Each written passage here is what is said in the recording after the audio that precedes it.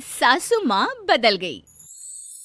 कहानी उस घर की है जहाँ बहू और बेटी को एक माना जाता था, लेकिन फिर अरे शिखा बेटा, तू रसोई में क्यों घुसी रहती है? जा, रोटी मैं बना लूंगी। नहीं नहीं माँ जी, आप बैठिए, बस सारा खाना बन ही गया है। श्वेता को बोल देती हूँ, वो खाना लगा देगी सबका। सॉरी भाभी, मेरे पास वक्त नहीं है। माँ, मुझे पैसे देना, पार्लर जाना है। हाँ हाँ चली जाना, भाभी को भी ले जाना। वो भी जाने को बोल रही थी पार्लर, पर पहले ना मदद कर दे उसके खाना लगाने में। देख माँ, वो बहू है, उसे बहू रहने देना, इतना सर पर मत चढ़ा भाभी को। श्वेता, ज्यादा मत बोला कर। बहू और बेटी में कोई फर्क नहीं होता है। जा जाकर काम कर। ननद को माँ का भाभी से इस तरह प्यार करना बिल्कुल अच्छा नहीं लगता। वो बार बार किसी न किसी तरह माँ को भाभी के खिलाफ भड़काती रहती, लेकिन कोई फायदा ना होता। एक रोज, अरे बेटे किशन, जा बहू को कहीं घुमा कर ला, सारा दिन घर में काम करती रहती है। हाँ हाँ माँ, हम लोग जा रहे हैं ना गोवा। अच्छा जी, भाभी ने तो हमें बताया भी नहीं। वैसे तो सारी पंचायत करती है, ये गोवा वाली बात क्यों छुपा गई हमसे? अरे क्योंकि उसे खुद नहीं पता था बहन। मुझे टिकट सस्ती मिल रही थी तो मैंने बुक कर दिया। हाँ शिखा, पैकिंग कर ले, संडे हम जा रहे हैं गोवा। दोपहर में शिखा पैकिंग कर रही थी कि सास आ जाती है। ये क्या बहू, साड़ियाँ? अरे गोवा जा रही है घूमने या फिर शादी में मायके हैं?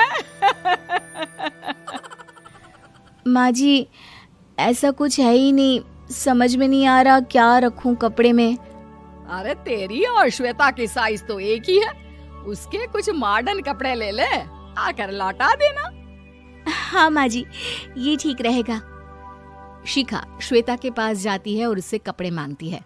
ना जी ना, मैं अपने कपड़े ना दूं, वैसे भी फैल जाएंगे मेरे कपड़े, बहुत महंगे वाले हैं। शिखा मुंह लटकाकर कमरे में आ जाती है तो सास कहती है, चल तैयार हो जा, तुझे मैं शॉपिंग करा कर लाती हूँ गोवा की। बस फिर क्या था, सास बहू निकल जाते हैं मार्केट और एक से बढ़कर एक ड्रेस खरीद कर घर आते हैं। पहले बता देती कि नए कपड़े दिलाने वाली है भाभी को, तो मैं अपने ही दे देती ना भाभी को, मुझे दिला देती नए कपड़े।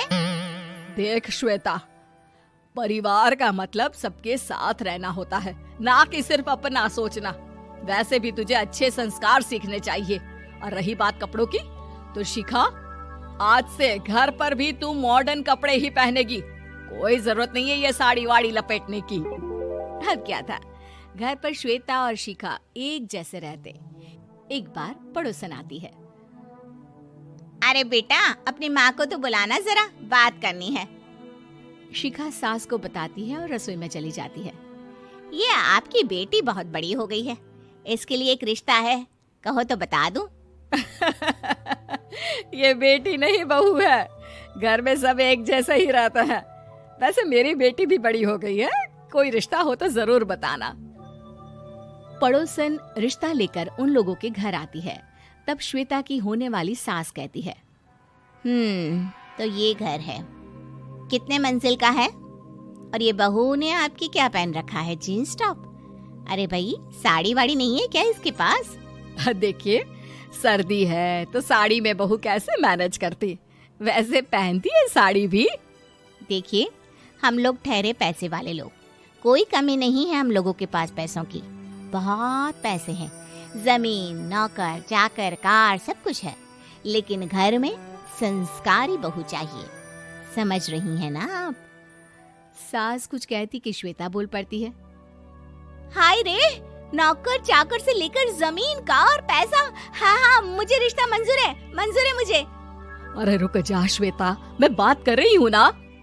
देखिए, हम लोगों के घर इतनी आजादी नहीं मिलेगी। अरे हाँ कर देना माँ, हाँ कर दे जल्दी से। सास क्या करती, बेटी की शादी ऐसे घर में कर देती है जहाँ ना उनके विचार मिलते हैं और ना ही आचार। शादी के बाद एक रोज फोन पर, श्वेता बेटा, एक बार घर आ जा, बहुत दिल करता है तुझे देखने का। माँ, वो घर पर बहुत काम होता है, कैसे आऊँ? बड़ा घर है, लेकिन आने जाने वालों की लाइन ही लगी रहती है। बेटा मैं तो जानती थी उस घर का हाल, लेकिन तू ही नहीं मान रही थी। माँ देख, हर घर का यही हाल है। तेरी बेटी को यहाँ घूंघट हटाने की परमिशन नहीं है और एक तरफ भाभी स्कर्ट पहनकर घूम रही है। बेटा मुझे क्या पता था कि मेरी बेटी को ससुराल के नाम पर पिंजरा मिल जाएगा। अच्छा माँ, फोन रखती हूँ, सास को गर्मा गर्म रोटी खिलानी है। तुम लोगों की तरह नहीं कि एक रोटी बनाओ, एक सब्जी बनाओ, फिर सारा दिन फ्री होकर घूमो। सास फोन तो रख देती है, लेकिन सोच में पड़ जाती है कि एक तरफ बेटी जिसे कोई आजादी नहीं, वहीं दूसरी तरफ बहू जिसे देखकर लगता ही नहीं कि उसकी शादी भी हुई है। अगले रोज। शिखा, अरे ओ शिखा। हाँ माँ, क्या हुआ? कुछ चाहिए आपको? मैं जिम जा रही थी। जिम के कपड़ों में बहू को देखकर सास को घूंघट में अपनी बेटी का ख्याल आता है। देख बहू, घर में बहू की तरह रहा कर।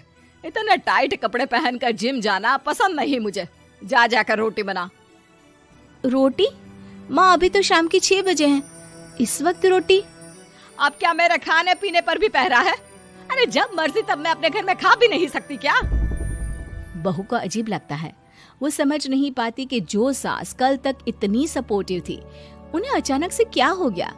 वो किचन में जाती है, गरम रोटी के साथ 2 तरह की सब्जी, रायता, सलाद सब लेकर सास के पास आती है।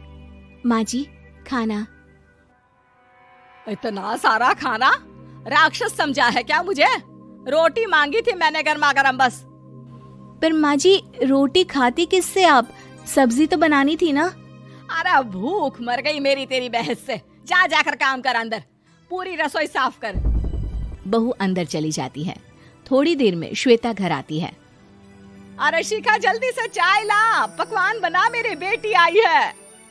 अरे नहीं नहीं माँ, ड्राइवर बाहर खड़ा है। मैं तो घर का कोई सामान खरीदने के बहाने यहाँ आ गई हूँ, मुझे जाना होगा। अरे बेटा, पर कितने दिनों बाद देख रही हूँ तुझे, रहने आ जाना 2-4 दिन के लिए। आ जाऊंगी माँ, जब मेरी सास मरेगी तब। मैं तो रोज मन्नत मानती हूँ कि मेरी सास मर जाए तो अच्छा है। अच्छा चल, जा रही हूँ माँ। हे भगवान, कैसे कैसे दिन देखने पड़ रहे हैं मेरी बेटी को। सास अंदर जाती है, जहाँ श्वेता की जिम वाली सहेली का फोन आया होता है। क्या बात है, आज जिम नहीं आई? अरे पता नहीं यार, आज माँ को क्या हो गया अचानक। पर खैर कोई नहीं, लगता नहीं कि मैं अब जिम आ पाऊंगी।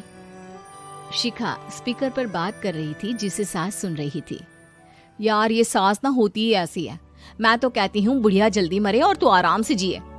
शिखा को सहेली की बात पर गुस्सा आ जाता है। माँ के मरने की कौन सा बच्चा दुआ मांगता है मोहिनी? आगे से ऐसी बात मेरे सामने मत करना। हमारे घर की शोभा ही माँ है। क्या हुआ जो थोड़ी सख्ती दिखा रही है? उसमें भी कोई ना कोई उनकी भलाई ही होगी। मैं तो कहती हूँ भगवान मेरे जैसी सास सबको दे, जो सिर्फ माँ की तरह है। सास वाली तो कोई बात ही नहीं है उनमें। सास ये बात सुन रही थी। उनकी आंख में आंसू आ जाते हैं कि क्यों वो बेटी की किस्मत में बहू को भी भागीदार बना रही थी। शिखा, अरे ओ शिखा, क्या हो गया? जिम नहीं जाना क्या?